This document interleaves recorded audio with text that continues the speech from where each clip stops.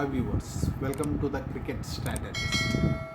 ఈరోజు super match అయితే జరిగింది. న్యూజిలాండ్కి శ్రీలంక మ్యాచెస్ సూపర్ ఎయిట్స్లో. జనరల్గా నేను ఇండియన్ మ్యాచెస్ కొద్దిగా లెంగ్తీ వీడియో చేయాలనుకున్నా, కానీ ఈ మ్యాచ్ చూసిన తర్వాత ఇది ఖచ్చితంగా చేయాలి, మనం మాట్లాడుకోవాలా అని మటు నాకు అనిపించింది. అందుకనే చేస్తాను. ఏమంత మాట్లాడుకున్న ఇష్యూ అంత పెద్ద స్కోర్ కాదు, అంత ఇది కాదు అంటే లేదు. 168, 169 కొట్టింది న్యూజిలాండ్. కానీ న్యూజిలాండ్ ఎలా ఆడింది, శ్రీలంక ఎలా ఆడింది అక్కడ దాకా. ఎందుకంటే ఆ సినారియో, ఎందుకంటే ఇది మన టీంలో ఏం మిస్ చేశారు సౌత్ ఆఫ్రికాలో అనేది ఉంది. ఎందుకంటే శ్రీలంక ఇండియా ఆడినట్టు ఆడింది, వాళ్ళు సౌత్ ఆఫ్రికా వాళ్ళు న్యూజిలాండ్ ఆడినట్టు ఆడారు. మనం నేర్చుకోవాల్సింది, మనం చూసామంటే ప్రేమదాసాలు ఇప్పుడు ఫస్ట్ బ్యాటింగ్ చేసినోడు విన్ అయిన ఛాన్సెస్ ఎక్కువ ఉన్నాయి. సో టాస్ విన్ అయ్యి శ్రీలంక చేసిన అతి తెలివి పని ఏంద్రా అంటే, మేము చేజింగ్ చేస్తాం అబ్బా, బౌలింగ్ ఎంచుకుంటా ఉన్నాం. సరే, ఓకే, బౌలింగ్ ఎంచుకున్నాం, బాగానే ఉంది. అండ్ దాన్ని వాళ్ళు కరెక్ట్ అని కూడా ప్రూవ్ చేశారు. ఎందుకంటే వీళ్ళు ఫస్ట్ రాగానే సీఫర్ట్ కొద్దిగా అటు ఇటు ఉన్నాడు. నీకు 13 బాల్స్లో 23 కొట్టి ఫిన్ ఆలెన్ బాగానే ఉన్నాడు. ఫస్ట్ వికెట్ ఫిన్ ఆలెన్ పడింది. కాకపోతే అక్కడ ఒక తీక్షణ వచ్చేసి ఒక ఇది చేశాడు, ఏదో పని చేశాడు, క్యాచ్ డ్రాప్ చేశాడు సీఫర్ట్. కానీ 30లో ఉన్నప్పుడు తీక్షణనే వచ్చి బౌలింగ్ చేసి బ్రహ్మాండమైన క్యాచ్ పెట్టి అయితే మనోడిని అవుట్ చేశాడు. సరే, ఓకే అనగానే 34కి సీఫర్ట్ కూడా వెళ్ళిపోయాడు. నీకు 4.2 ఓవర్స్ 34 రన్స్ ఇద్దరు వెళ్ళిపోయారు. నీకు ఆ తర్వాత నీకు రచిన్ రవీంద్ర, ఫిలిప్ ఉన్నారు. ఒరే 2 వికెట్లు పడ్డాయి, మనం మూసుకొని నిల్చొని ఆడాలా అనుకున్నారు. పెద్ద గొట్ల వీళ్ళేంది, Phillips 100 strike rate, Rachin Ravindra 145 strike rate. Phillips 18 balls 18 runs.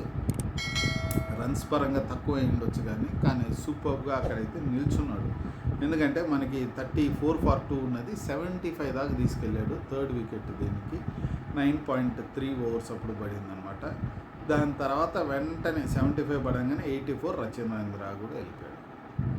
అక్కడ వెళ్ళిపోవడం కాకుండా ఆ నెక్స్ట్ బాల్ కాకుండా నెక్స్ట్ బాల్ మళ్ళీ తీక్షణంగా మార్క్ చెప్మ్యాన్ వెళ్ళిపోయాడు. 84కి 5th వికెట్ పడింది.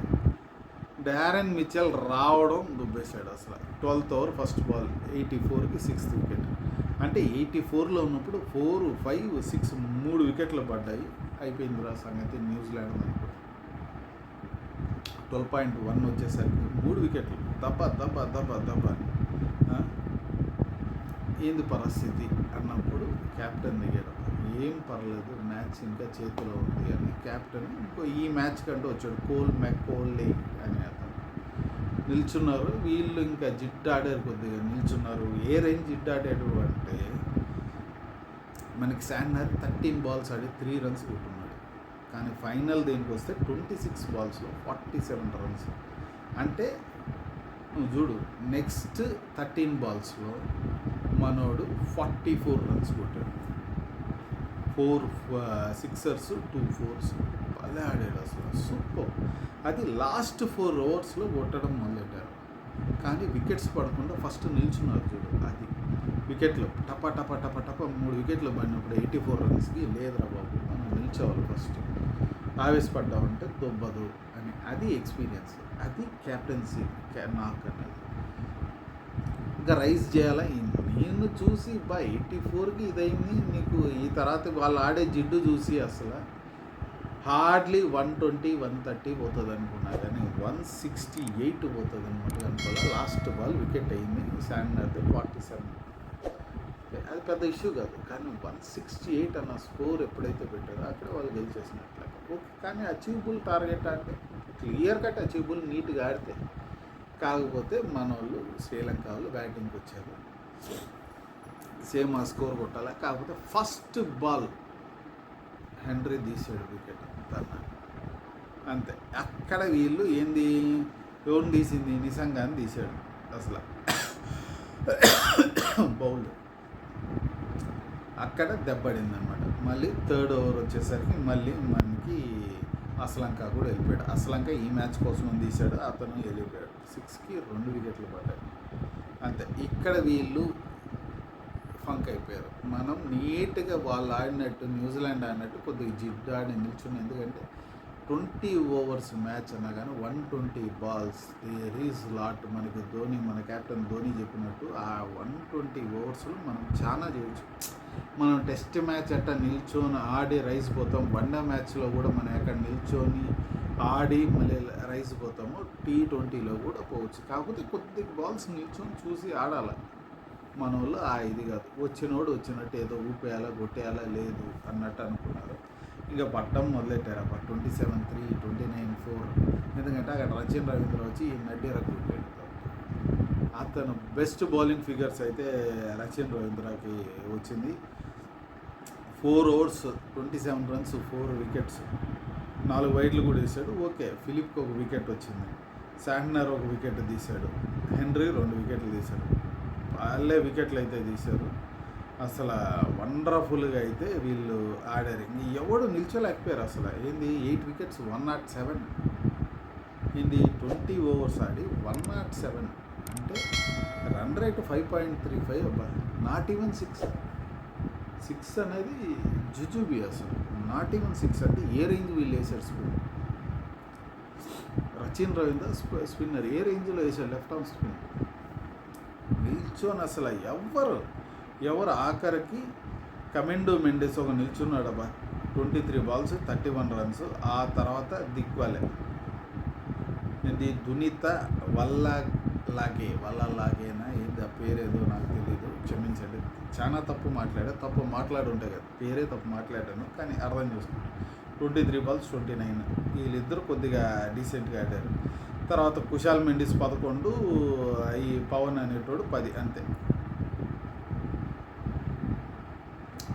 పాపం వాళ్ళు ఇది గెలుచునుంటే నెక్స్ట్ పాకిస్తాన్తో గెలిచి సెమీస్ ఛాన్స్ ఉంది అనుకునేదంతా దెబ్బడిపోయింది.